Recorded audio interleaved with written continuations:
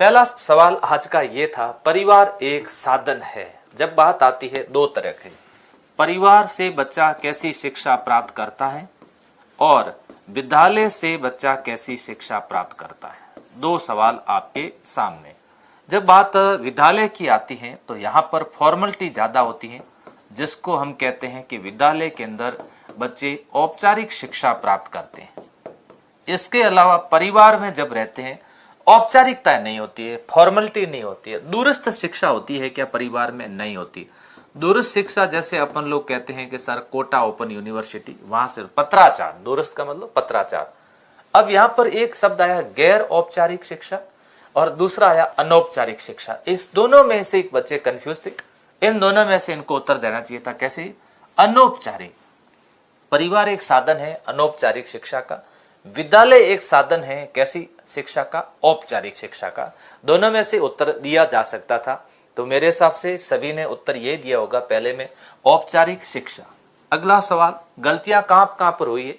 और दूसरा, अभी लोग आप सभी ने टेस्ट दिया होगा, आप लोग सब नहीं दिया है तो अभी यहां से सीख लीजिएगा, आपको अच्छा मौका है।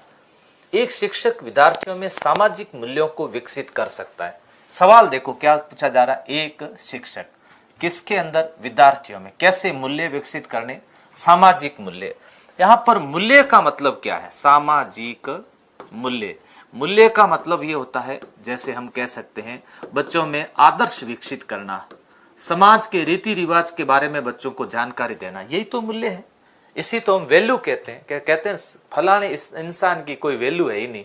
क्यों वैल्यू नहीं है? क्योंकि उसमें आदर्श नहीं है, संस्कार नहीं है। और आदर्श और संस्कार को कैसे हम विकसित करें? महान व्यक्तियों के बारे में बोलकर, अनुशासन की अनुभूति को विकसित कर, आदर्श रूप में बर्ताव कर। सबसे अच्छा उत्तर ये है, किस रूप में बर्ताव करके? आदर्श रूप में बर्ताव कर।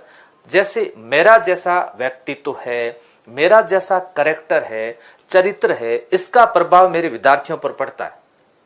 इसलिए हम लोग कोशिश करते हैं कि हमारे खुद के चरित्र का पूरा ध्यान रखें, हमारे जो आदतें हैं उसका भी ध्यान रखें, ताकि हमारा प्रभाव विद्यार्थियों पर नकारात्मक रूप से ना पड़े। ऐसी स्थिति के अंदर आदर्श रूप में यदि आप बर्ताव करोगे, शिक्षक करेगा आदर्श रूप में बर्ताव, तो विद्यार्थियों के अंदर कौन सा मूल्य विकसित करेगा? सामाजिक मूल्यों का विकास। कहावत है कि गुरुजी खुद बैंगन खावे और अपने चेलों ने उपदेश दे, तो बताओ चेले उपदेश मानेंगे क्या? वो कभी भी नहीं मानेंगे। ऐसी स्थिति के अंदर ये सबसे अच्छा उत्तर था। अगला सवाल, बच्चों में संवेगात्मक समायोजन। देखो क्या होता है संवेग। संवेग किसे कहते हैं? पहले तो हमें ये समझना, संवेग होता है बच्चे में, अगर कोई बच्चा क्रोध कर रहा है ये संवेग है, ईर्ष्या है ये संवेग है, दुख ये संवेग है, प्रेम ये संवेग है, स्नेह ये संवेग है ना। उसके बाद लगाव कह सकते हैं, अलगाव है ना, लगाव जो होता है, अलगाव नहीं, लगाव जो होता है ये स्नेह, इसको संवेग बोलते हैं, संवेग बोलते हैं, इमोशन बोलते हैं। कुछ बच्चे क्रोध में क्रोधी ज्यादा होते हैं, उसमें क्रोध संवेग हावी होता है। जैसे लड़कियों में ईर्ष्या संवेग हावी होता है। तो संवेगात्मक समायोजन, अब बच्चा क्रोध को कंट्रोल करके और क्या करे? समायोजन करे, समायोजन करे। तो ऐसी स्थिति के अंदर प्रभावी होता है व्यक्तित्व निर्माण में। कई बार हमारे सामने ऐसी स्थिति घटित हो जाती है, जैसे मान लो मैं पढ़ा रहा होता हूं, अभी मान लो मैं लाइव क्लास ले रहा हूं, एक बच्चा गलत कमेंट करना शुरू कर दे, गालियां देनी शुरू कर दे। ऐसी स्थिति के अंदर मुझे क्या आएगा? मुझे क्रोध आएगा। ठीक है, मेरा कौन सा संवेग हावी हो जाएगा? मेरा क्रोध संवेग हावी हो जाएगा। लेकिन मैंने मेरे क्रोध संवेग पर नियंत्रण रखा, उसका मैंने क्या नहीं किया? प्रदर्शन नहीं किया। अब जब प्रदर्शन किया होता तो मेरा भी व्यक्ति, तो आप लोग दूसरे लोग क्या कहते कि सर भी उसके जैसे ही हो गए। ऐसी स्थिति के अंदर व्यक्तित्व निर्माण में, कक्षा शिक्षण में, अनुशासन में और ये सब में क्या होता है? सही काम आता है। इसलिए व्यक्ति के संवेगात्मक रूप से व्यक्ति कैसा होना चाहिए? समायोजन। आयु के उम्र के बढ़ने के साथ साथ संवेगात्मक समायोजन बढ़ता है और कम उम्र में संवेगात्मक समायोजन कम होता है। जैसे आपने देखा होगा छोटे बच्चे होते हैं, ट्रॉफी के लिए लड़ते हैं, रोते हैं, मम्मी ये मुझे दो। अब आप बताओ, एक बड़ा होता है, आप हो, मैं हूं, अपन ऐसा करते हैं क्या? अपन ऐसा नहीं करते। क्यों? क्योंकि अपने संवेगात्मक क्या किया है? समायोजन किया है। इसका उत्तर होगा उपयुक्त सभी, इनमें से सभी। सामाजिक अधिगम प्रारंभ होता है। सामाजिक अधिगम, अधिगम का मतलब सामाजिक बातें सीखना, समाज के मूल्य सीखना। सबसे पहले जब बच्चा 3 माह का हो जाता है, यहाँ माह शब्द लिख दिया तो भी सही था उत्तर, क्योंकि आगे में यही लिखना है। 3 माह का होता है जब वो अपनी माँ को पहचानता है। और कहा जाता है कि एक माँ कितने शिक्षकों के बराबर है? एक माँ 100 शिक्षकों के बराबर है। तो पहली बार वो किसके संपर्क में आ रहा है? अपनी मां के संपर्क में आ रहा है, फिर परिवार के सदस्यों के संपर्क में आ रहा है। इसी तरह से धीरे धीरे धीरे वो संपर्क में आने से, और संपर्क में किसके? सामाजिक रूप से जिसको वो मॉडल मानता है, सामाजिक रूप से जिसको वो आदर्श मानता है, उनके जैसे जैसे वो संपर्क में आता है, वैसे वैसे वो सामाजिक अधिगम उसका प्रारंभ होता है। यहाँ उत्तर आप लोग सभी लोकेश सिंह गुर्जर सी दे रहे हैं, बहुत बढ़िया बात है। कई लोग बीएसटीसी लोअर, क्या बात है, आर्मी लोअर, वर्दी लोअर सुना, और यहाँ आज बीएसटीसी लोअर, क्योंकि बीएसटीसी करना अच्छी बात है। बीएसटीसी करने से नौकरी जल्दी मिलती है, क्योंकि पहले बीएड का भी कंपटीशन था, वो भी अब हटा दिया। सुप्रीम कोर्ट का डिसीजन आया कि बीएड वाले बीएसटीसी में नहीं जा सकते। इसका भी आपको फायदा मिलेगा। आने वाले समय में इसका रूप चेंज हो सकता है, 4 ईयर कर सकते हैं, कॉलेज के साथ साथ इसको कर सकते हैं। इस बार आपके पास अच्छा मौका है, तो आप लोग इसका फायदा जरूर उठाना। बहुत बढ़िया बात है, सभी अच्छी तरह से जुड़े हो, और भी अपने बच्चों को जोड़िएगा ताकि और भी फायदा लें। शिक्षा के संदर्भ में सामाजिकरण से क्या तात्पर्य? देखो, शिक्षा के संदर्भ में क्या है? सामाजिकरण। एक बच्चा समाज में जन्म लेता है, और समाज में जन्म लेते के बाद समाज की रीति नीति के अनुसार चलता है, तो उस बच्चे का क्या हो जाता है? सामाजिकरण हो जाता है। नहीं तो उस बच्चे का आगे अ लग जाता है, और अगर वो गलत संगत में पड़ता है तो उसके आगे कु लग जाता है, तो कुसामाजिकरण हो जाएगा। तो ऐसी स्थिति में यहाँ क्या? समाज में बड़ों का सम्मान करना, सामाजिक वातावरण में अनुकूलन और समायोजन, ये हुई ना बात सबसे इंपॉर्टेंट। जब सामाजिकरण कैसे हुआ बताओ? आपका जन्म एक समाज में हुआ, और आपने समाज के रीति रिवाज परंपराओं के अनुसार चलना शुरू किया है, तो आपका क्या हो गया? सामाजिकरण। आपने उसमें अनुकूलन किया है, आपने उसमें समायोजन किया है, आपने उसमें एडजस्ट किया है, आपने समाज की बातों को माना है। आपको पता है कि मैं विष्णुई समुदाय समाज से हूं, इसलिए मुझे 29 धर्म का नियमों का पालन करना है। आप सोच रहे हो कि मैं जाट समुदाय से हूं, तो मुझे जाट समुदाय की रीति और नीति के अनुसार चलना है। आप सोचते हो मैं पुरोहित समुदाय से हूं, तो मुझे उसके अनुसार चलना है, मुझे उसके अनुसार अनुकूलन और समायोजन करना है। ऐसी स्थिति के अंदर सामाजिक वातावरण में अनुकूलन और क्या करना है? समायोजन। तीसरा ऑप्शन देखते हैं प्यारे विद्यार्थियों, सामाजिक मानदंडों का सदैव अनुपालन करना, अपने सामाजिक मानदंड बनाना। अपने तो बनाना नहीं, ये तो गलत हो जाएगा। ये ठीक आंसर है, लेकिन इस बार वो 3, 2, 1 ऐसे वाला उत्तर देना नहीं, आपको सीधा एक उत्तर देना है। तो सामाजिक वातावरण में अनुकूलन और कैसा होगा? समायोजन। ये उत्तर सबसे बेस्ट माना जाता है। बच्चे का सामाजिक विकास वास्तव में प्रारंभ होता है। अब यहाँ पर बच्चे का सामाजिक विकास, यहाँ पर बात आती है कैसी अवस्था? बच्चा जब शैशव अवस्था में होता है तो कितना होता है? 0 से कितने वर्ष? 6 वर्ष का। और जब वो पूर्व बाल्य अवस्था के अंदर आ जाता है, यहाँ पर पूरी बाल्य अवस्था है ना, पूर्व बाल्य अवस्था, और एक होती है उत्तर बाल्य अवस्था। अब साइकोलॉजी आपके पढ़ी नहीं होगी है ना, साइकोलॉजी पढ़ लेते हो तो ये है 6 से लेकर के 12। ये जो है ना शैशव और पूर्व बाल्य, इसको ही इसके 2 पार्ट किए। इसके सीधा पढ़े शैशव तो 0 से 6 है। अब शैशव और पूर्व बाल्य पढ़े तो ये 0 से 3 हो जाएगी, और ये 3 से 6 हो जाएगी। जब वो 3 से 6 वर्ष का होता है, पूर्व बाल्य अवस्था में होता है, 3 से 6 वर्ष के अंदर होता है, तो उस समय बच्चे में सामाजिकता वास्तव में प्रारंभ होने लग जाती है। समाज के लोगों का सम्मान करने लग जाता है, और बड़े छोटे की कद्र करने लग जाता है।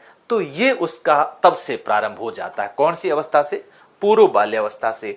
शैशवावस्था शेषवा अवस्था उत्तर नहीं, क्योंकि आगे ये पूर्व बाल्य विद्यालय पूर्व अवस्था, इससे भी अच्छा उत्तर ये है, उत्तर बाल्य अवस्था 6 से 12 हो जाएगा।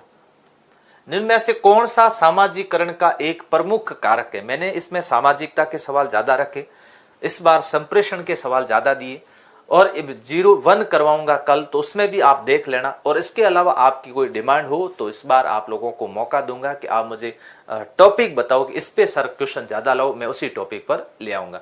नेगेटिव मार्किंग होगी क्या? नेगेटिव मार्किंग नहीं होगी प्यारे विद्यार्थी, इस पर भी मैं आपसे अलग वीडियो पर डिस्कस करूंगा। आज अपन केवल पढ़ाई की बातें करेंगे, तो आप सबको आज पढ़ाई पर ही ज्यादा से ज्यादा डिस्कस करना चाहिए। सामाजिकरण का एक प्रमुख कारक, कंप्यूटर से सामाजिकता बढ़ती क्या? नहीं। आनुवंशिकता से, राजनीतिक दल से, या फिर परिवार से? ये है आधारभूत कारक। कैसा? आधारभूत कारक है, ये आधारभूत कारक है। बच्चे के सामाजिकरण में परिवार भूमिका निभाता। परिवार जो होता है, देख लीजिए, ध्यान रखना, कहते हैं ना, अगर बच्चा परिवार में लगातार लंबा समय नहीं बिताए तो बच्चा परिवार से अलग हो जाएगा, और जिस वो परिवार से अलग हो गया, इसका मतलब उसकी पतंग जो होता है ना, पतंग उड़ता है ना, पतंग क्या करता है? उड़ता है, लेकिन इसकी डोर जो होती है ना, ये पीछे किसी के हाथ में होती है। ये जिसके हाथ में होती है ना, उसको ही तो हम क्या बोलते हैं? परिवार बोलते हैं। उसको क्या बोलते हैं? परिवार। आधार तो ये है, फिर आप कितना ही विकास कर लो, इसलिए अपने परिवार से कभी, समाज से कभी अलग नहीं होना चाहिए। ऐसी स्थिति के अंदर ये भूमिका निभाता है। कैसी? मुख्य भूमिका निभाता है। 4 नंबर बिल्कुल, जिसके भी उत्तर है। पूनम ने 4 नंबर उत्तर दिया है, महेश ने बिल्कुल 4, हेमराज ने आपका भी उत्तर, पूजा प्रजापत का उत्तर, खीम सिंह राठौड़ का भी सही उत्तर है, दिनेश बैरवा ने भी उत्तर सही दिया है। वेरी गुड, बहुत बढ़िया बात है। ओम सिंह आपका भी उत्तर सही है, लीजिए। हाँ, अशोक चौधरी आपका भी उत्तर सही। निर्देशन, शैक्षिक निर्देशन है ना, कैसा निर्देशन? शिक्षा से संबंधित एक बच्चे को कहते हैं कि आपको हम ऐसा निर्देशन प्रदान करते हैं कि आपको 12वीं पास करने के बाद में इन फील्ड के अंदर आप जा सकते हो, आप आरएएस की तैयारी कर सकते हो, आप आईएएस के तैयारी कर सकते हो, ताकि कॉलेज के साथ साथ आपकी तैयारी हो जाए। इसके अलावा आप बीएसटीसी कर सकते हो, इसके अलावा आप बीएड भी कर सकते हो। ऐसे कुछ निर्देशन देना, बालक की उपलब्धि स्तर को ऊंचा करना, बालक की क्षमताओं का विकास करना, बालक के व्यक्तित्व को प्रभावी बनाना, या फिर उपयुक्त सभी। ये बताओ इसका क्या होगा? डी उत्तर आ रहा है कि बालक के, हाँ जी, बहुत बढ़िया बात कह रहे हो। क्या क्या कहा गया? निर्देशन देना। ऐसा निर्देशन देने से बच्चे को क्या होता है? उपलब्धि स्तर ऊंचा करना है, बालक की क्षमताओं का विकास करना है। हम कह सकते हैं, देखो आप बहुत अच्छे हो, ब्रिलियंट हो, आप ऐसा कर सकते हो। बालक के व्यक्तित्व को भी क्या बनाना? प्रभावी बनाना और उपयुक्त सभी। इसलिए विद्यालयों में समय समय पर बच्चों को शैक्षिक रूप से निर्देशन प्रदान करना चाहिए, निर्देशन प्रदान करना चाहिए। नेक्स्ट, अगला लीजिए। व्यवसायिक निर्देशन उपयोगी है बालक के उपयुक्त व्यवसाय के चयन में, सामाजिक के विकास हेतु, बालक की योग्यता के अनुसार व्यवसाय चयन में, उपयुक्त सभी में। देखो वहां पहला, यहां पर कैसा निर्देशन था? शैक्षिक निर्देशन। अब देखो शैक्षिक निर्देशन में बात आई पूरी शिक्षा की, और इसमें से अलग आ गई, अब आ गई आपको किसी व्यवसाय का चयन करना है। जैसे एक बच्चे को अपन कहें कि आपको सिर्फ शिक्षक बनना है, शिक्षक एक बनना है। शिक्षक किसका कार्य करेगा? शिक्षक शिक्षण करवाएगा। शिक्षण कार्य भी एक तरह का व्यवसाय है, और इसकी शिक्षक की शिक्षण कार्य में निष्ठा का होना बहुत जरूरी है। यदि किसी भी विद्यार्थी को हम व्यवसायिक निर्देशन देते हैं तो बालक के उपयुक्त व्यवसाय के चयन में बहुत लाभकारी होगा। 1 नंबर उत्तर होगा। इसमें 4 नंबर उत्तर मत देना, है ना, ध्यान से उत्तर देना। आज जिसने भी टेस्ट दिया है उनको पता होगा, जिनके पास आंसर की चली गई है उनको मालूम होगा कि इसका उत्तर कितने नंबर होगा? 1 नंबर होगा। और वो लोग उत्तर देते हैं सामाजिक के विकास है, तो सामाजिक विकास के लिए व्यवसायिक नहीं होगा। बालक की योग्यता के अनुसार व्यवसाय चयन, ये फिर भी ठीक है। तो बालक अगर अपना उपयुक्त व्यवसाय का चयन करे, ये व्यवसायिक निर्देशन है। इसे क्या बोलते हैं? व्यवसायिक निर्देशन कहते हैं। व्यवसायिक चयन है। व्यवसायिक चयन क्या? व्यवसाय का चयन करना। जैसे बीएसटीसी है ना, एक शिक्षण व्यवसाय का क्या कर दिया? चयन कर दिया, तो व्यवसायिक चयन है। जल्दी से उत्तर दो फटाफट।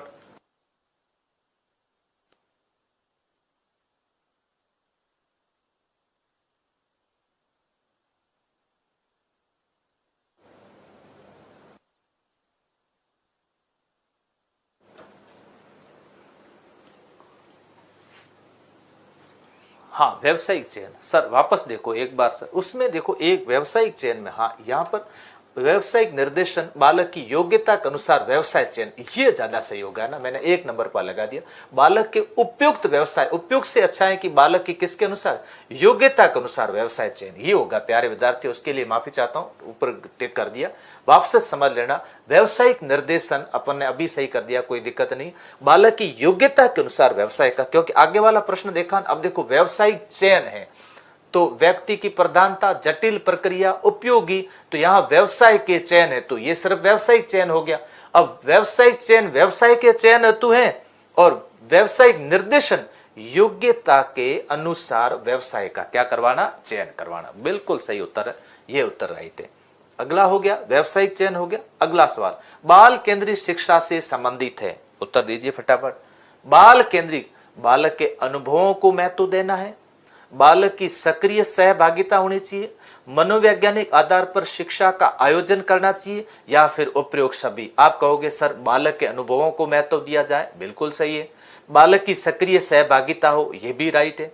मनोवैज्ञानिक आधार पर शिक्षा हो, यह भी बहुत अच्छी बात है। मनोविज्ञान नहीं आया तब तक बाल केंद्रित शिक्षा थी क्या, नहीं थी, बाल केंद्रित नहीं थी ना सर। ज्योग्राफी अपडेट करो, ज्योग्राफी, कला संस्कृति, हिस्ट्री, हम सब अपडेट करवा रहे। आप ऐसा मत सोचो कि केवल ज्योग्राफी अपडेट करवानी है, आगे आने वाले समय में सारी चीजें अपडेट करवाएंगे। और आप सभी को मैं यही कहूंगा कि आप लोग जो भी कोर्स लेते हो लाइव फ्रॉम क्लासरूम कोर्स ही लो, अब रिकॉर्डेड कोर्स नहीं लेना है, क्योंकि वो उसमें जो है वो अपडेट नहीं है। तो आपको अधिक से अधिक लाइव फ्रॉम के साथ में ही जुड़ना है ना।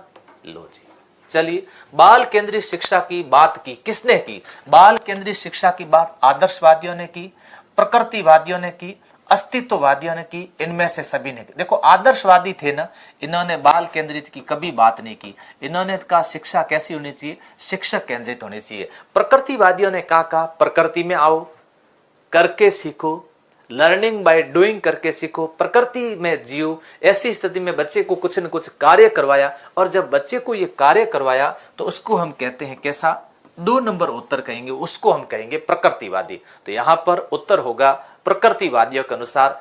कौन सा, आदर्शवादी उत्तर नहीं देना है और अस्तित्ववादी भी इसके अंदर उत्तर नहीं दे रहा है। लीजिए उत्तर हो गया इसके अंदर 2 नंबर। अगला सवाल है प्रगतिशील शिक्षा। सवाल पिछली बार पूछा क्या था, किसका, 2 चीजों का पूछा, एक प्रगतिशील शिक्षा, एक याद रखना समावेशी शिक्षा। यह सवाल मेरे प्यारे विद्यार्थियों याद कर लेना।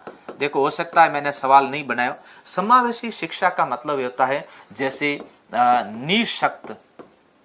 निशक्त बच्चे जो होते हैं, बच्चों को, निशक्त बच्चों को सामान्य बालकों के साथ शिक्षा देना, तो यहां पर हो जाएगा आपको कैसी शिक्षा, समावेशी शिक्षा। अब बात आती है प्रगतिशील शिक्षा, करके सीखने पर बल, समस्या समाधान, आलोचनात्मक चिंतन, सामाजिक कुशलता और सामूहिक कार्यों पर बल, और प्रयुक्त सभी। तो लीजिए कैसा, क्या उत्तर आ रहा है कि सर इसका डी उत्तर होगा कि यहाँ पर करके प्रगतिशील है ना, तो यहाँ पर प्रगतिशील का मतलब होता है कैसी, प्रगति। यहाँ पर प्रगतिशील शिक्षा, उसमें करके सीखने में बल जाता है, समस्या समाधान, आलोचनात्मक कार्य जो चल रहा हो, निरंतर हो उसके अंदर। तो यहाँ उत्तर होगा आपके कितने नंबर, 4 नंबर उत्तर होगा। ये प्रश्न आप पढ़ो फटाफट, जल्दी से उत्तर दो।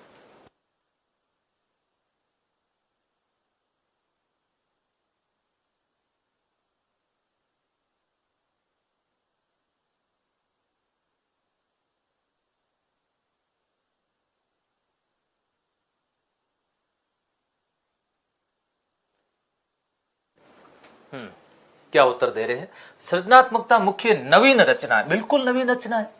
सृजनात्मकता उत्पादन है, बिल्कुल उत्पादन है।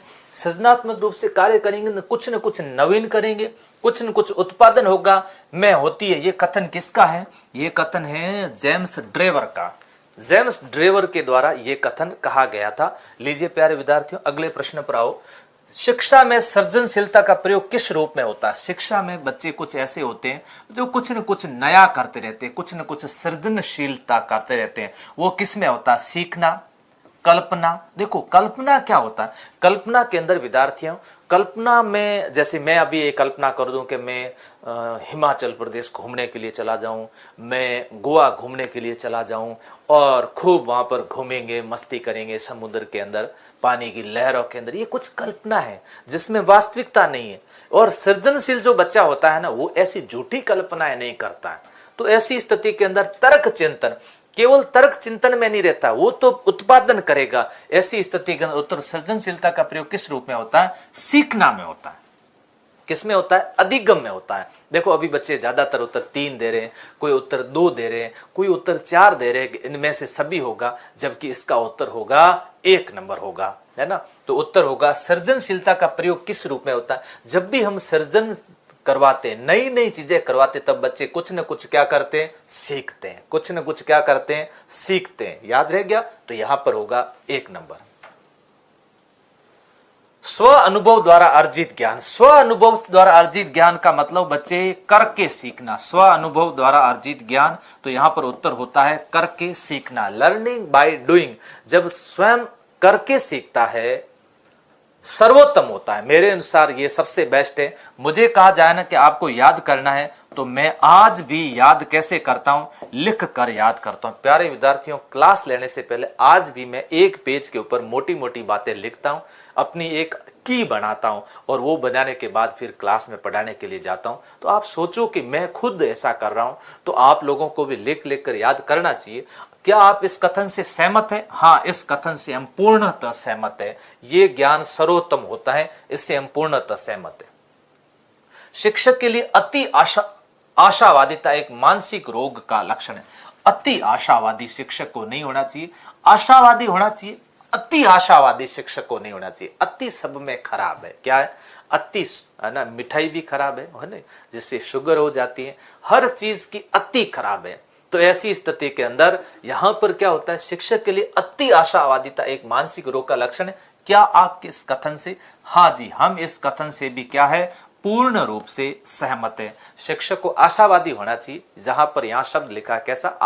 अति। तो मैंने इस बार वाले टेस्ट के अंदर थोड़ा पूर्ण, सहमत, हाँ, ना, नहीं, इसमें भी काफी बच्चों को उलझाने की कोशिश की, है ना, ताकि बच्चे आने वाले एग्जाम में उलझे नहीं। पहले प्रैक्टिस इतनी बढ़िया करो कि बाद में आपको दिक्कत नहीं हो। कहा भी ज्ञान के प्रैक्टिस मैंने परफेक्ट। यदि हमें परफेक्ट बनना है तो उसके लिए हमें प्रैक्टिस निरंतर करनी पड़ेगी। जितने ही अधिक नवीन संबंधों की दूरी होगी, यहां क्या होता है? दूरी। नवीन संबंधों की दूरी होगी, उतनी ही सृजनशीलता कैसी होगी? बताओ, कितनी बढ़िया बात बताई। मतलब नवीन संबंधों के बीच में एक नवीन रचना, दूसरी नवीन रचना, उनके बीच में यदि गैप आ जाता है, एक कोई न कोई नया कार्य किया, फिर अगला नया कार्य करे, उसके बीच में कोई गैप आ जाता है, दूरी आ जाती है, तो सृजनात्मकता कैसी होगी? प्यारे विद्यार्थियों, अधिक होगी, अधिकतम होगी, सामान्य होगी, या फिर कम होगी? तो लाडलो कैसी होगी? कम होगी। कैसी?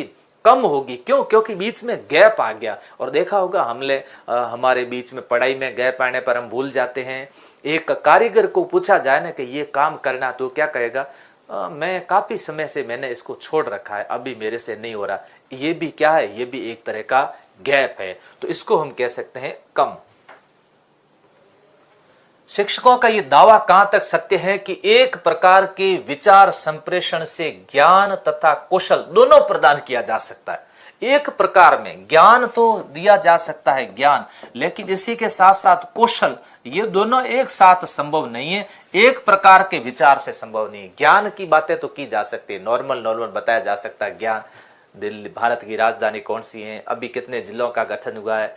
अब आपके सामने चित्र आ जाए और कल एक चित्र दिया हुआ हो और नीचे लिखा हो ये चित्र किस जिले से है, तो सारे याद कर लेना मानचित्र। हर जिले का मानचित्र अब चेंज हो गया, तो तुरंत अब की आकृति, पहले देखो हम लोग बताते थे गिलहरी की आकृति का, आइसक्रीम की आकृति का, प्याले की आकृति का, ऑस्ट्रेलिया महाद्वीप की आकृति का, तो अब सबकी आकृतियां चेंज हो गई। तो ऐसी स्थिति के अंदर ये है कौशल। इसको क्या बोलते हैं? कौशल बोलते हैं। तो यहां पर ये दावा निरर्थक है, ये दावा सार्थक नहीं है। 1 नंबर उत्तर। बिल्कुल, बजरंग चौधरी का उत्तर 1 आ रहा, मनोज विष्णु आपका भी उत्तर 1 है, और आजाद परिंदा भी कह रहा है कि मेरा भी सर उत्तर 1 ही रखो आप। तो विचार संप्रेषण, ज्ञान, कौशल दोनों ही प्रदान किए जा सकते, ऐसा संभव नहीं है।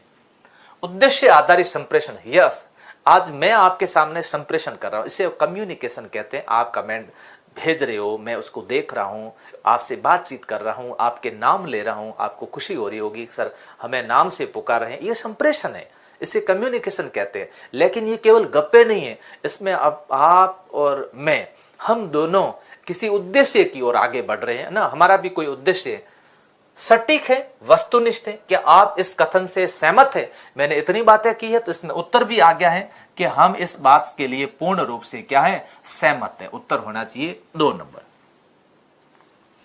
वे शिक्षक की प्रभावी विचार संप्रेषण कर सकते हैं जिसके पास समृद्ध और पांडित्यपूर्ण भाषा का भंडार हो।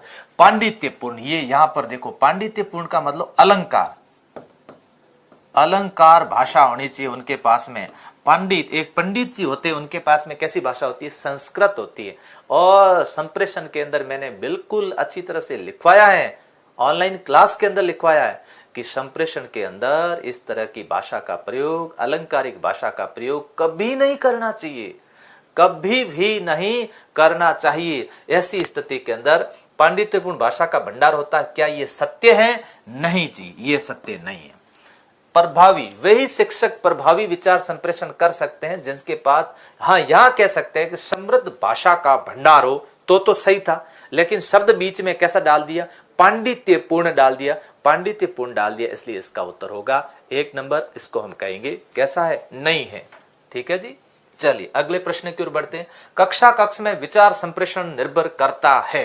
यस, कक्षा कक्ष के अंदर एक क्लास है, उसके अंदर विचार संप्रेषण किस पर, अध्यापक की भाषण कला पर निर्भर करता है, विषय की कठिनाई पर निर्भर करता है, छात्रों की योग्यता पर निर्भर करता है, कक्षा की अंतःक्रिया पर निर्भर करता है। मजा तब आता है पढ़ाने का जब ऑफलाइन में बच्चे सामने बैठे हो। ऑनलाइन मार्क भले आया, लेकिन ऑफलाइन का कोई मुकाबला नहीं है प्यारे विद्यार्थियों। जो बच्चे सामने बैठ करके पढ़ते हैं वो बच्चे ऑनलाइन से तो कई गुना ज्यादा सीखते हैं, लेकिन दूरियां बहुत ज्यादा है, बच्चे सोच रहे हैं कि वहां हम जा नहीं पाएंगे। ऐसी स्थिति के अंदर सर से हम लोग ऑनलाइन भी पढ़ सकते हैं। ठीक है, कक्षा की अंतःक्रिया, कैसी कक्षा की अंतःक्रिया।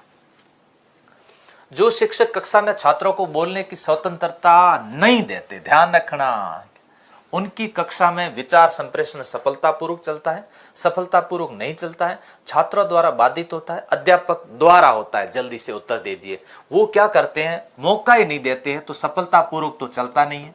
छात्र थोड़े बाधित कर रहे हैं, बाधित तो शिक्षक कर रहे हैं क्योंकि मौका ही नहीं दे रहे। अध्यापक द्वारा होता है या सफलतापूर्वक नहीं चलता है। कैसा उत्तर होगा, 2 नंबर उत्तर इसमें होगा कि इसमें सफलतापूर्वक बिल्कुल भी नहीं चलता है। उत्तर समझ के देना प्यारे विद्यार्थियों। बीएसटीसी के अंदर अगर आपको रैंक अच्छी लानी है तो शिक्षण अभिरुचि पर शानदार पकड़ होनी चाहिए। पहले जो सेलेक्ट हो चुके हैं, पिछली बार जिनका सिलेक्शन नहीं हुआ, उन बच्चों को सब पता है कि हमारी रैंक डाउन होने का कारण शिक्षण अभिरुचि थी, जो कि कहीं पर भी हमें अच्छी नहीं मिली। और उस समय मेरे से आप लोग जो जुड़े हुए थे उनको तो अच्छी मिली थी, खूब सारे मैंने वीडियो दिए थे। बाकी किताबों में कहीं पर मैं कोई किताब छापता नहीं इस संबंधित, बाकी तो किताबें हैं इस संबंधित। विचारों का आदान प्रदान तभी फलदायी होता है जब संप्रेषण धारणा दोनों तरफ से खुली हो। इसलिए कहते हैं संप्रेषण कैसा है, द्विमार्गी। कैसा, द्विमार्गी। अब अगर कमेंट 10 मिनट 5 मिनट के लिए टेक्निकल टीम कमेंट बंद कर देना तो मानो मेरा पढ़ाने का मूड नहीं हो। मुझे ऐसा लगता है कि मैं किसको पढ़ा रहा हूं, सामने तो कोई है ही नहीं। ऐसी स्थिति के अंदर यहां विचारों का आदान प्रदान तभी फलदायी होता है जब संप्रेषण धारा दोनों तरफ से खुली होती है। इस कथन से आप कहां तक सहमत है? हम तो इस कथन से जहां तक आप कहो उतने तक सहमत है। हम इस कथन से पूर्ण रूप से क्या है, सहमत है, पूर्ण रूप से इस कथन से सहमत है। उत्तर होगा 2 नंबर। मौन रहकर हम संप्रेषण नहीं कर सकते, इस कथन से आप कितने सहमत है? यस, मौन रहकर के, क्योंकि संप्रेषण के अंदर विचारों का आदान प्रदान होता है। संप्रेषण का सामान्य अर्थ क्या है? संप्रेषण का सामान्य अर्थ है विचारों का आदान प्रदान। और विचारों का आदान प्रदान सिर्फ इशारों से नहीं हो सकता। ऐसी स्थिति के अंदर इस मौन रहकर संप्रेषण नहीं कर सकते, इस कथन से आप कितने सहमत है? प्राय, असहमत है, पूर्ण सहमत है, संभव। तो इस कथन से भी हम कैसे हैं? पूर्ण सहमत है। उत्तर होगा इसका भी 3। बिल्कुल, आर चौधरी का उत्तर 3 आ रहा है और उन्होंने सही उत्तर दिया। संप्रेषण या विचार प्रेषण के लिए जो शैली, ढंग, तथा विधि अपनाई जाती है वो विचार संप्रेषण के उद्देश्य पर निर्भर करती है। ये सही है, ये सत्य नहीं है, ये संभवतः ये सही नहीं है, ये कभी कभी ये सही है। जल्दी से उत्तर दो 27 नंबर का फटाफट।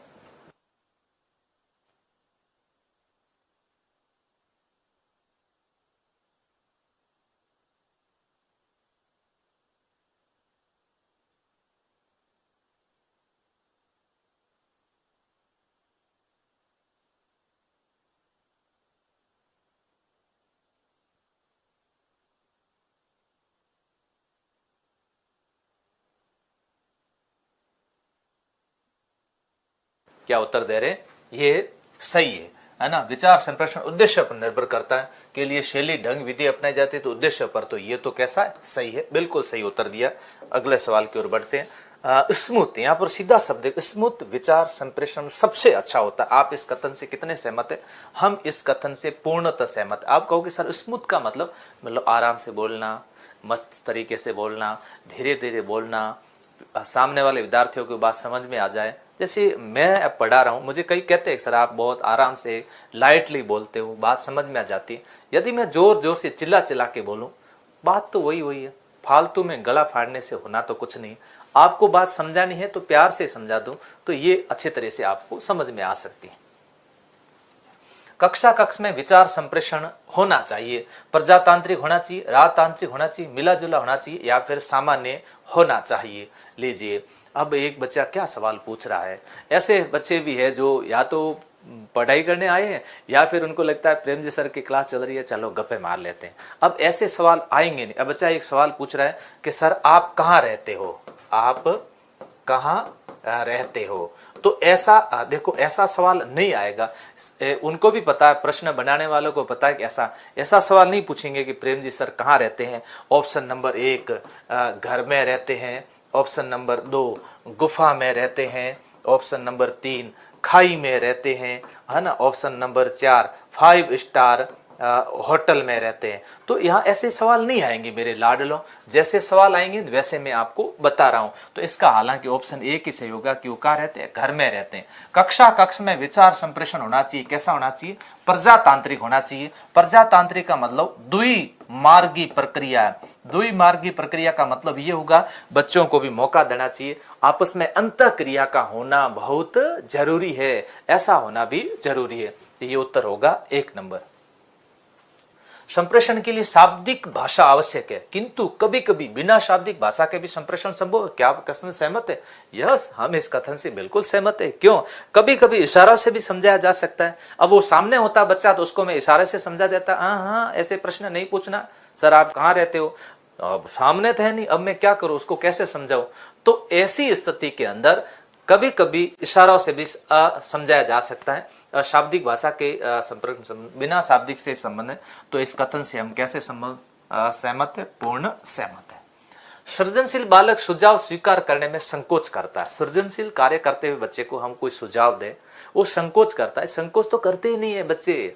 सृजनशील जो बच्चे होते हैं वो संकोच क्यों करेंगे? उनको तो नया करना है, लोगों से लेना है, वो आइडिया लेंगे और आइडिया लेंगे तो तभी तो काम करेंगे। ऐसी स्थिति के अंदर कभी नहीं संकोच करते हैं। क्या ऐसा कहा जाता है कि सृजनशील बालक कभी भी संकोच नहीं करते। मूल्यांकन किस तरह की प्रक्रिया? मूल्यांकन के बारे में कहा जाता है CCE, है ना, continue comprehensive evaluation. Continue comprehensive, continue का मतलब कैसा होता है? मूल्यांकन एक ऐसी प्रक्रिया सतत है, और प्लस कॉम्प्रिहेंसिव मतलब कैसा है? व्यापक है, और प्लस क्या है? मूल्यांकन है। इसके सवाल आपके सामने कई बार पूछे गए, आगे भी पूछा जा सकता है। इसके 2 प्रकार है, योगात्मक और निर्माणात्मक। तो ध्यान रखिएगा, दोनों से संबंधित प्रश्न पूछे जा सकते हैं। मूल्यांकन रुकने वाली, छद्म है, गतिमान या फिर सतत है। मूल्यांकन एक कैसी प्रक्रिया है? सतत प्रक्रिया है, निरंतर चलने वाली प्रक्रिया है। विचार विग्रह के लिए संप्रेषी डिकोडर, है ना, एक तो होता है कोडिंग करने वाला और एक होता है वापस डिकोड करने वाला। क्या करने वाला? डिकोडर। यहां हमने प्रश्न पूछ रहे हैं कि डिकोडर की शारीरिक उपस्थिति पर्याप्त है।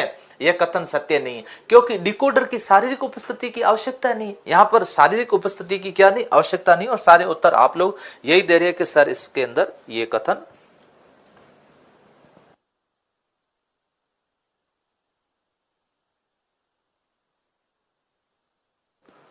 हाँ, सबके उत्तर ही आ रहे, क्योंकि उसको सबको पता है उसकी शारीरिक उपस्थिति, मतलब जैसे आप मेरे पास में होना डिकोडर को कोई जरूरी नहीं है, शारीरिक उपस्थिति उसके पास में आवश्यक नहीं। ये कथन सत्य नहीं, ये सत्य नहीं। अगला सवाल है, अध्यापक अपने संप्रेषण को प्रभावी बना सकता है? अध्यापक अपनी संप्रेषण कौशल को, स्किल को प्रभावी बनाया जा सकता है जोर जोर से बोलकर कभी भी नहीं। जैसे मैंने अभी क्या कहा, मैं जितना जोर से चिल्लाऊंगा अच्छा संप्रेषण नहीं होगा। हाँ, मैं कुछ सहायक सामग्री का साथ में अगर प्रयोग करूं तो संप्रेषण को अच्छा कर सकता हूं, है ना। छद्म का मतलब होता है एकदम छुपा हुआ। कई बच्चे बोले छद्म का मतलब क्या होता है? छुपा हुआ होता है, जैसे अचानक कोई भी, है ना, छद्म रूप से आक्रमण करना। शिक्षण व्यवसाय एक ऐसा व्यवसाय जिसमें शिक्षक के लिए धन है, शिक्षक के लिए छुट्टियां हैं, शिक्षक के लिए उन्नति के अवसर है, टाइम मिलता है और एग्जाम दे सकते हैं, या शिक्षक के लिए सम्मान है। तो यहाँ उत्तर होगा शिक्षक के लिए क्या है? सम्मान है। या शिक्षक सम्मान का भूखा, गुरु गोविंद दोई खड़े काके लागू पाए, बलिहारी गुरु आपने गोविंद यो बताए। गुरु के लिए और एक माँ बाप के लिए सबसे ज्यादा खुशी यही है, गुरु के पढ़ाया हुआ शिष्य और माँ बाप का बेटा वो सफलता प्राप्त करे। बेटी हो बेटा, वो एक ही बात है, वो सफलता प्राप्त करे। तो ऐसी स्थिति के अंदर यहाँ पर हमने बात की है किसकी? यहाँ पर आपके सामने प्रश्न था शिक्षण व्यवसाय जिसमें शिक्षक के लिए क्या है? सम्मान है शिक्षक के लिए। क्या आप इस बात से सहमत हैं कि व्यक्ति शिक्षण व्यवसाय को गंभीरता के साथ नहीं लेते हैं? यस।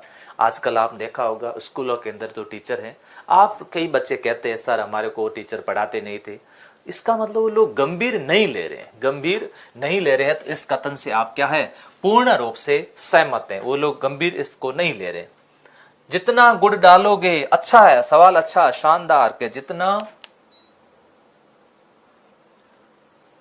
जितना गुड़ डालोगे उतना ही मीठा होगा। इस प्रकार जितना वेतन दोगे उतना ही शिक्षण कार्य करेंगे। क्या आप इस बात से सहमत हो? नहीं जी, मैं सहमत नहीं हूं, इस बात से सहमत नहीं। इसका मतलब ये थोड़ा हुआ कि वेतन ज्यादा देने वाले, जिसको ज्यादा मिलता है वो ज्यादा पढ़ाएंगे, जिसको कम मिलता है वो कम पढ़ाएंगे। नहीं, ऐसा कुछ भी नहीं है। जितना गुड़ डालोगे उतना मीठा होगा, इसी प्रकार जितना वेतन दोगे उतना ही शिक्षण कार्य कराएंगे। आपकी राय? ये कथन तर्क संगत नहीं है। ये कथन क्या है? इसके लिए हम कहेंगे पूर्णतः गलत, या फिर ये तर्क संगत नहीं है, इसका कोई तर्क नहीं है ना। उत्तर होगा 2 नंबर। नेता के सुझाव या बातें जब आदेश के रूप में ना हो किंतु समूह ने आदेश के रूप में ले, नेता ने तो आदेश नहीं दिया है लेकिन सामने वाले समूह कहे कि सर ये नेता का आदेश है, तो नेता अगर आदेश दे, नेता कौन? शिक्षक। यहाँ नेता किसके लिए शब्द का प्रयोग किया गया? शिक्षक के लिए प्रयोग किया। और शिक्षक अगर ऑर्डर दे, आदेश दे, तो समूह के मध्य विचारों का आदान प्रदान सबल होगा या निर्बल होगा? या निर्बल हो जाएगा, क्योंकि आप शिक्षक क्या कहेगा? आपको ये कार्य करना है। बच्चे कहेंगे सर ये तो होगा नहीं होगा। होगा कैसे नहीं? ये मेरा ऑर्डर है। तो फिर ऑर्डर आपका है तो ऑर्डर का तो पालन करना पड़ेगा। आपने ऑर्डर निकाल दिया, उसको तो फॉलो करना पड़ेगा। तो फिर क्या होगा? निर्बल होगा नहीं। देखो कितना मस्त प्रश्न था कि ऐसे प्रश्न अगर आप लोग तैयार करके जाते हो, मुझे पता है कि एक 12वीं पास विद्यार्थी को ऐसे प्रश्न तैयार करने में काफी कठिनाई का सामना करना पड़ता है, लेकिन ये आप इस तरह से तैयार करके जा रहे हो तो आपको कोई दिक्कत नहीं होगी।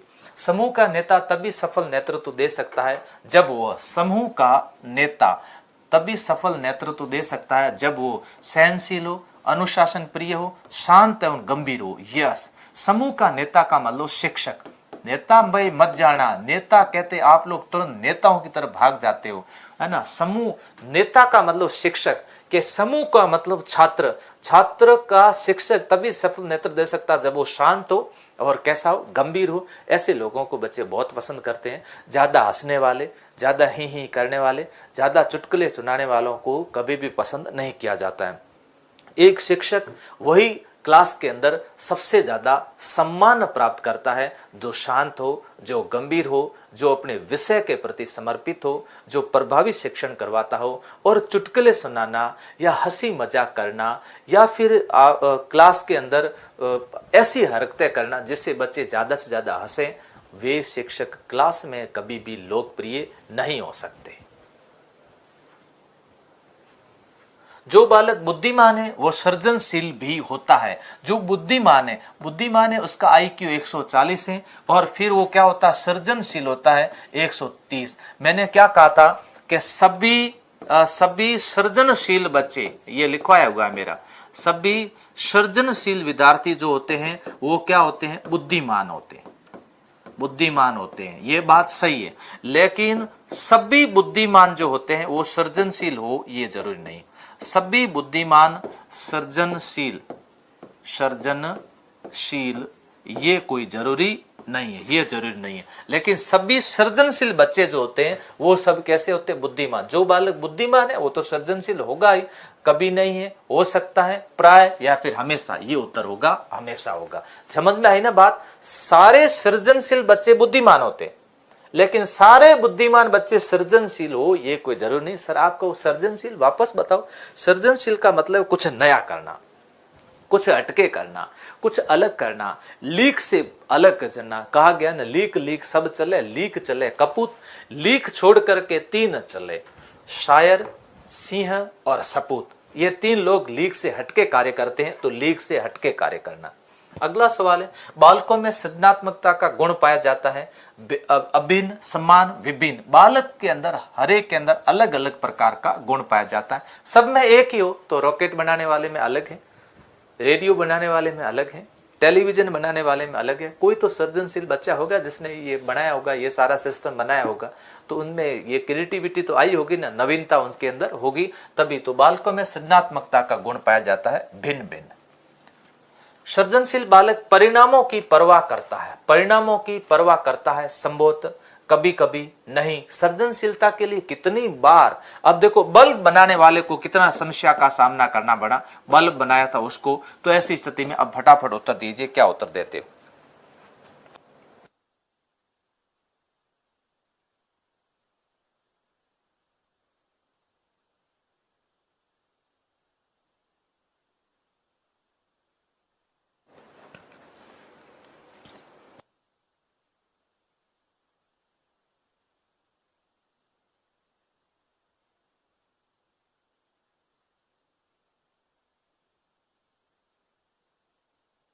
तीन चार उत्तर दे रहे, 3 हो और कई 4 भी दे रहे।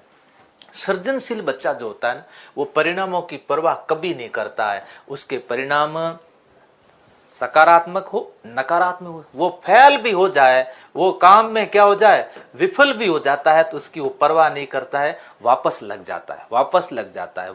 जाता है। इसलिए वो किसी तरह की कोई परवाह नहीं करता। एक बच्चा 38वें में सवाल का पूछ रहा है, 38 में पूछ रहा है, तो आदेश के रूप में माने तो नेता समूह के मध्य विचारों का आदान प्रदान होगा।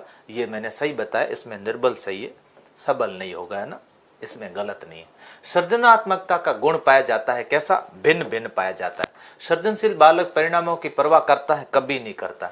मूल्यांकन कितने ध्रुव की चूड़ी पड़ गया, तो मूल्यांकन एक ध्रुवी नहीं है, द्वि नहीं है।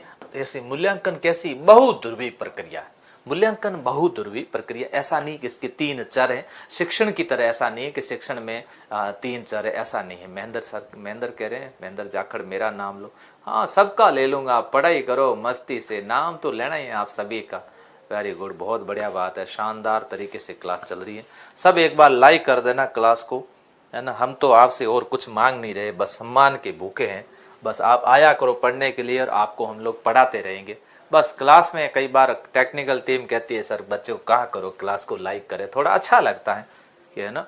ये सारी चीज़ें नॉर्मल है, लेकिन फिर भी हाँ सर, कई कह रहे भवराज जी सर की क्लास लगवाओ, बिल्कुल लगवाएंगे। हाँ, मूल्यांकन प्रक्रिया किसे अभिप्रेरित करती, प्रेरणा किसके लिए, मूल्यांकन की प्रक्रिया किसको, विद्यार्थी को। मूल्यांकन किसका हो रहा है, मूल्यांकन तो विद्यार्थी का हो रहा है ना, किसका हो रहा है, विद्यार्थी का मूल्यांकन किया जाता है। तो ऐसी स्थिति में विद्यार्थी को प्रेरित करती है। मूल्यांकन की प्रतिपुष्टि, फीडबैक बोलते हैं इसको, क्या बोलते हैं, तरीका कैसा होना चाहिए, केवल आलोचनाएं नहीं करनी चाहिए ना। ऐसा नहीं है कि जब रिजल्ट सुनाने लगे तो केवल बच्चों को गालियां दे रहे हैं, तू ऐसा नहीं कर सकता, तूने वर्ष भर पढ़ा नहीं, रूलियार है, वो ऐसा उसको कभी भी नहीं करना चाहिए। विवेचना ठीक है, समालोचना में क्या होता है, गुण भी है और साथ साथ में उसके दोष भी है। गुण और दोष दोनों जब साथ में हो तो इसे मूल्यांकन की प्रतिपुष्टि, अच्छे और बुरे दोनों की बातें मूल्यांकन के अंदर करनी चाहिए। यस, संप्रेषण कला में दक्षता की सर्वाधिक आवश्यकता है। किसको? किसान को, वकील को, शिक्षक को, सभी को। तो यहाँ पर सबसे अच्छा होना चाहिए किसको? शिक्षक के लिए दक्षता का होना बहुत जरूरी है। और शिक्षक, आप देखा होगा कहीं पर भी सभा वगैरह होती है तो वहाँ शिक्षक को बोलने का मौका दिया जाता है, मन संचालन शिक्षक के द्वारा करवाया जाता है कि शिक्षक बढ़िया बोल सकते हैं। ऐसा इसलिए किया जाता है कि उनको इसका ज्यादा से ज्यादा क्या हो, फायदा। तो यहाँ पर शिक्षक को मौका मिलता है। माध्यमिक स्तर पर संप्रेषण होना चाहिए। संप्रेषण जब हम कम्युनिकेशन करते हैं सबसे अच्छा तब होता है जब हम अपनी भाषा में बात करते हैं, खुद की भाषा में बात करते हैं, कितना आसानी से करते हैं ना। तादात्म्यकरण का मतलब होता है नकल करना। एक बच्चे ने पूछा है, बच्ची है, किसने पूछा? तादात्म्य। तो कैसा होना चाहिए? मातृभाषा में होना चाहिए। तादात्म्यकरण का मतलब क्या होता है? नकल करना, दूसरे के अनुसार अपने बोली है ना, या फिर रूप रंग उसको चेंज करने की कोशिश करना। कक्षीय संप्रेषण में यदि छात्रों को स्वतंत्र अभिव्यक्ति का अवसर प्रदान नहीं किया जाता, कितना अच्छा सवाल है, पढ़ो, तो संप्रेषण में निम्नलिखित प्रभाव दृष्टिगोचर होगा। रुकावट हो जाएगी, सरल हो जाएगा, उद्देश्य अपूर्ण बना रहेगा, शिक्षा उन्मुखी हो जाएगा। यस, कक्षा का उद्देश्य जो है हमें पूरा करना है, बच्चों को हमने मौका ही नहीं दिया तो उद्देश्य कैसा हो जाएगा? अपूर्ण हो जाएगा। ध्यान रखना, कैसा? उद्देश्य अपूर्ण हो जाएगा। इनमें से कौन सा शिक्षा का परिणाम है? शिक्षा का परिणाम क्या? अपरिपक्वता। अपरिपक्वता नहीं, शिक्षा से परिपक्वता आती। बुद्धि कभी शिक्षा से ना तो बढ़ती है और ना घटती है। इसका बुद्धि से कोई लेना देना नहीं है ना, बुद्धि तो ईश्वरीय देन है आपकी। फिर बात आती है नौकरी, ठीक है, लेकिन सबसे अच्छा है इसका उत्तर है कौन सी? योग्यता। शिक्षा का परिणाम, शिक्षा से एबिलिटी बढ़ती है, बच्चों की योग्यताएं बढ़ती है, योग्यता बढ़ती है, एबिलिटी बढ़ती है। अगला, आज की शिक्षा प्रणाली शिक्षित बेरोजगारी बढ़ाने वाली प्रणाली है, क्योंकि? जल्दी से उत्तर दो फटाफट।